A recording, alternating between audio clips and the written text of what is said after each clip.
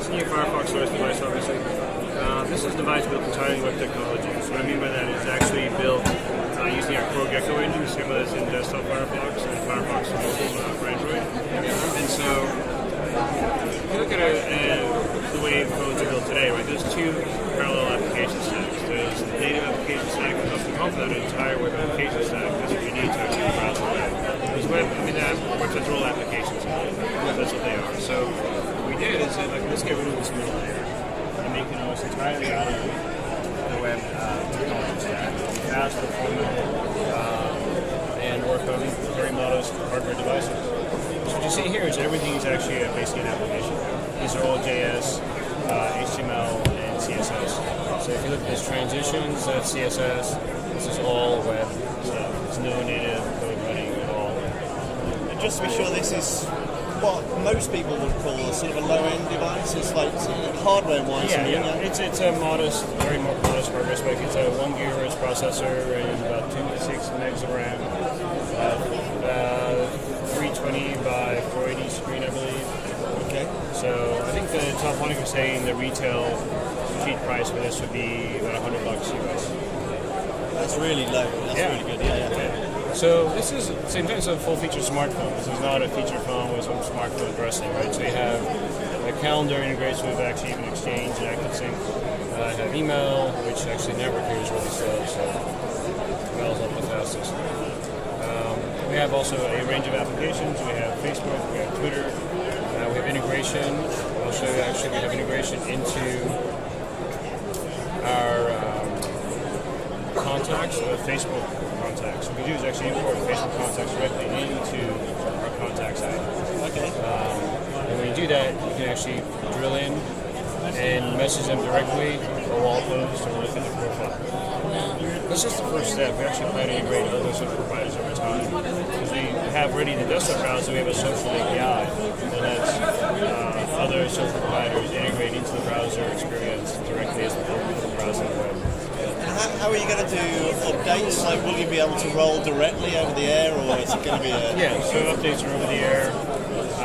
That's already implemented in the device, in the testing. Like anything, with, different device manufacturers and carriers may have different update strategies.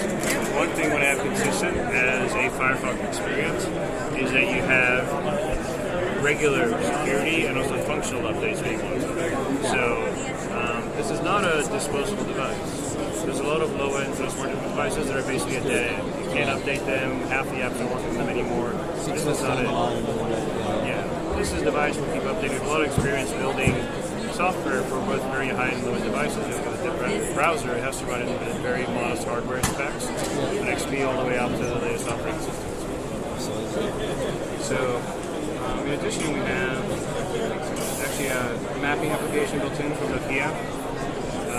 It's a web-based, which hasn't been used yet, web-based application. But it's web-based doesn't mean that it has to go to the web all the time. You have the ability, actually, the developer has a choice really in whether they install the app locally or they host it on a remote server or both. You can actually do a hybrid app where you install part of the app locally and then it goes back and download it and it's on the fly. This is the built-in Nokia Maps app. It's actually really performant. The network here, like I said, is not that great, but otherwise this works really well. It has the usual features you expect out of a Maps application. You can get overlays around the satellite, you get a public transfer view, you get live traffic, for example. So it's a full-featured map application, really performant, but entirely in HTML. There's no native code running. Got your own browser on there, obviously, and yes. Can you do Flash and stuff like that, or is it? No, we don't support Flash. We really don't see any reason to. So I think what's happening is you see a convergence towards HTML as the default app standard across the board. So it really did, when we built this thing, we actually just said, we don't need to put a new model. I've had actually quite a number of developers come up to me when I'm working here and ask me, where do I sign up? Where do I get your SDK? And I'm like, you don't, then you don't. Like, there is none. Like, you do exactly what you do today. If you use Emacs and jQuery, use it. If you use, Sencha and Dreamweaver, use it. Like, nothing has changed. All we've done is taken the same platform, the same core, added new APIs specific to mobile, like stuff like context integration, like screen orientation, camera, network, all those things you expect on a full native stack on the OS. And also added more flexibility on how you deploy your content. You can have completely remotely hosted content. You can have content you put in a package and you distribute without even having a website at all, right? And you can do a hybrid app where I use app cache or other storage techniques where when you download the application, the first time it runs to the phone and then it stays there and gets updated next time you need to update it. But otherwise it'll run, it'll load quickly.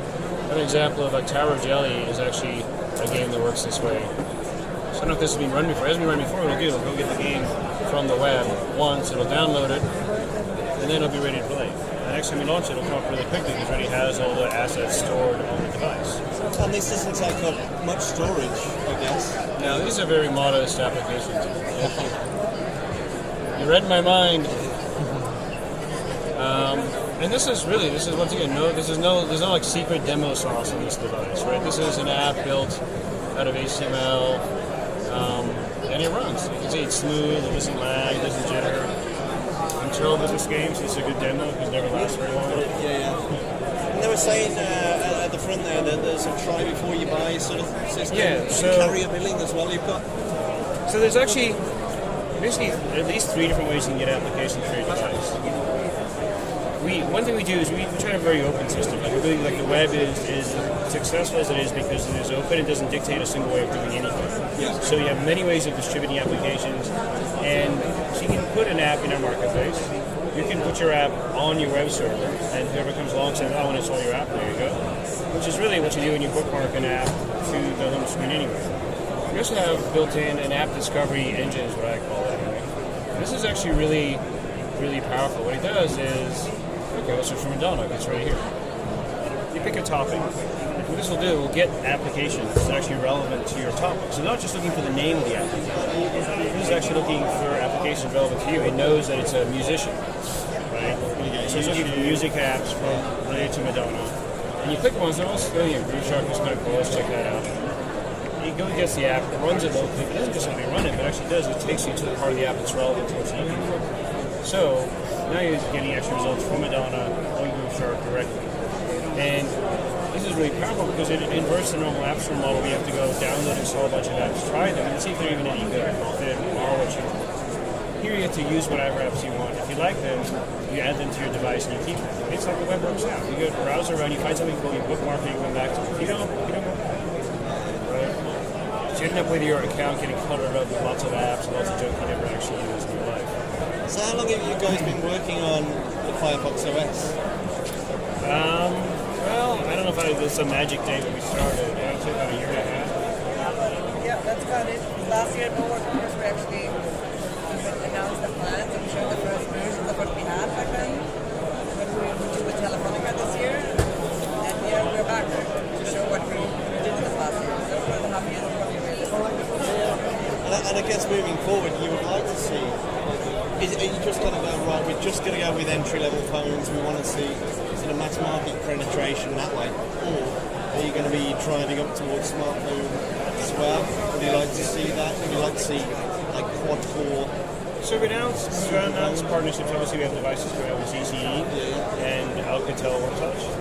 We also have partnerships announced now with LG, and recently, just 2 days ago, right, with Sony. Yes. And I think what you're going to see is different device manufacturers will focus on different markets and different needs. And you're going to see devices spanning a wide spectrum of demographics and cost and functionality. This is also true for how we approach carrier markets. I think that carriers actually do often understand their local market very well. This is an example actually of the app that I was talking about. You can download offline and cache it. If I want to do this, so let's say download. This is timeout. You guys may be familiar with timeout. It'll download, it'll start locally, and then when you want to use it, it'll be available to work offline with no internet access whatsoever, no lag. So that's 37 meg. Yep. Do you specify to the hardware manufacturers that it needs to be at least this amount of spec, this storage, is the minimum amount we would allow? We don't really actually provide a minimum spec. I think we find that OEMs have a pretty good idea of what hardware they need to get the right experience on a device at a certain price point, and they've been pretty effective at that.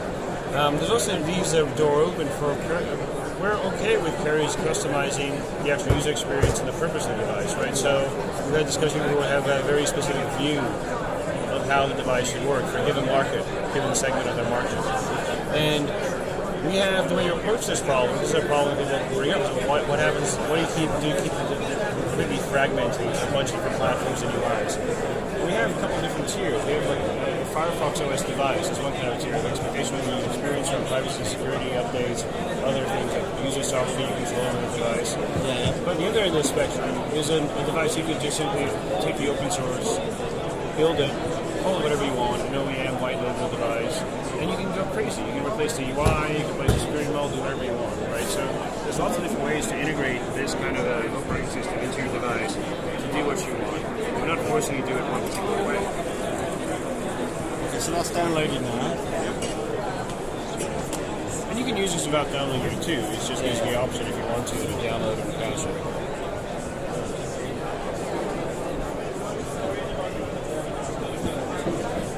That's a very nice simple app. It gets you, what you want, where you want it.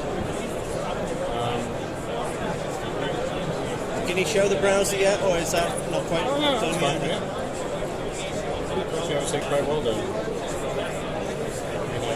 So that's experience we're sort of used to on that certain company that isn't here. It's quite interesting this year actually seeing you guys and the likes of Ubuntu and the other OS as well, but without Microsoft and without Google Android being present. So it's definitely the year of change for us. It's very smooth. Yeah. Considering the spec, that is very smooth. I'm not sure the video is going to work here because of the Wi-Fi and 3G. I've had some really mixed disclaimer here. Everything's maxed out. Yeah, like again, I've had video fail multiple times because of the connectivity. Don't worry, I think that will do us, to be honest. So. Okay.